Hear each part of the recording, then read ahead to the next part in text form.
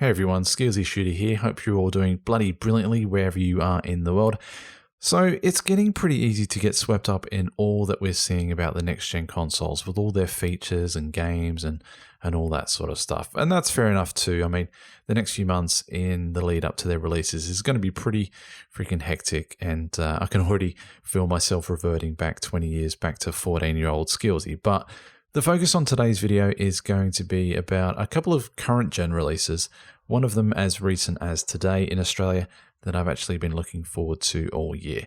Those games I'm talking about, of course, are Splinter Cell Blacklist, Batman Arkham Origins, and last but certainly not least, Grand Theft Auto 5. Okay, so let's get started with the first game, and that's the latest offering in the Splinter Cell franchise with Blacklist. If I've got my YouTube timing right, it's released today in Australia, so if you're watching this on the release day, chances are I'm actually down at JB Hi-Fi this very second picking up my pre-order. Now, I've been looking forward to this game since probably mid-2012, ever since I saw it at the EB Expo, so to finally see it in action and to getting the really great reviews it's been getting really is a fitting tribute to the franchise on the current generation. The gameplay you see at the moment is from the previous game Conviction, which I thought was a really good game in its own right, but a few people and reviewers didn't think it paid as much attention to the stealth aspects of previous Splinter Cell games, and was probably a little bit heavy-handed on the action side of things, but I found for the most part it was a pretty good mix. There were certainly aspects where being a night vision wearing ninja was certainly advantageous, but there were also times where plugging a few shots into some poor bastard's face is definitely the way to go as well. But what do I like the looks of in the new game? Well, I like the focus that they're putting on tailoring the gameplay to how you like to play the previous games. You can tell that there was a massive emphasis on replayability as well. The first time that you probably play this game, you might sneak around in ghost mode. The second time you go around, it might be a bit more stealthy, but a tad more lethal in Panther mode. And then there's the assault mode, which pretty much is, I've had a shitty day at work and I just want to shoot some poor guy in the face. That's probably going to be the three modes in which you're going to be completing this game on. But other things I like the look of include the refinement to the mark and execute system. From the trailers, it looks like you can actually perform it on the move, so adding a lot more fluidity to taking down multiple enemies at once.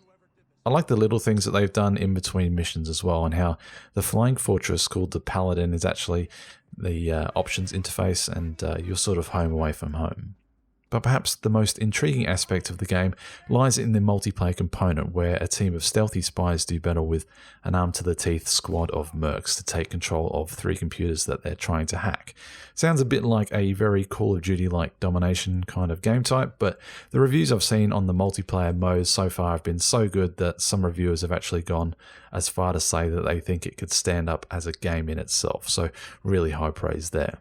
To say that I'm loving the return of spies versus mercs is a huge understatement though, and it's definitely going to be something that I'll be uploading a ton of to my channel. So if you're a fan of Splinter Cell, or if you're a newcomer to the franchise, make sure you subscribe to my channel and I'll upload some more gameplay for you. Right, well, let's get on to the next game. That next game being Batman Arkham Origins. Now, I was a huge fan of the Arkham City game back in 2011, and it was kind of a game that snuck up on me, and I think I was probably the best consumer in the world for that game. I saw the trailers for it, I saw the in-store advertising, I saw the bus stop ads, and I pretty much bought the game, sight unseen, and I'm so glad I did, because it was without doubt one of the most enjoyable games I've played in a long, long time.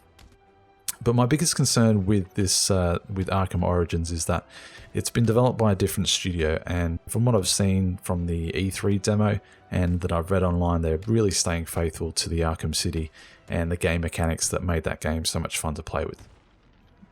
The biggest thing I hope they stay true to is the combat system, and it looks like they've done a pretty good job at doing just that. All the action I've seen so far looks really fluid, even on the playable demo from the E3, with all the core aspects of chaining attacks and countering enemy punches and gadgets and all that sort of stuff still remaining as brilliant as ever.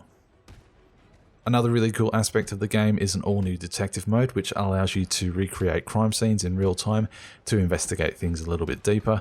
The playable demo that I saw was Batman recreating a helicopter crash and determining how that crash occurred, so that's a cool little feature there as well.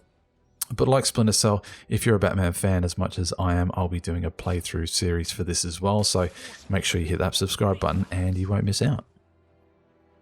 The only other couple of games that I'm immensely looking forward to is obviously Grand Theft Auto 5 and Castlevania Lord of Shadows 2. I haven't picked up a Grand Theft Auto game since GTA 2, I think, and I think I can probably blame Batman Arkham City for reigniting a love for open world games. So I'm really excited for GTA 5. That's coming out in September. Castlevania, on the other hand, has only recently crept up on me though. I've seen some footage and some sort of previews and gameplay from the studio, and I really like what I see from there. I can still remember playing Castlevania 2 Belmont's Revenge back in 1990, I think it was, on the Game Boy, and thinking that was a pretty epic game. So hopefully, 23 years of development have seen some major improvements in there, and given the footage that I've seen, there's certainly no reason to think that would be otherwise. No word on a release date yet though, but I read an article saying sometime in 2014. Really helpful date there. So there you go, just a couple of games that I'm really looking forward to getting in the next couple of months. I'll be doing playthroughs for both Splinter Cell and Batman, so if you're fans of either of those, make sure you subscribe, and in the meantime, let me know in the comments section below what games you'll be rounding out your Xbox or PS3 collection with. As always though, shooting me a like for this video would be freaking fantastic. I'm SkeelsyShoota, have a great day wherever you are in the world, and I'll see you on the next video.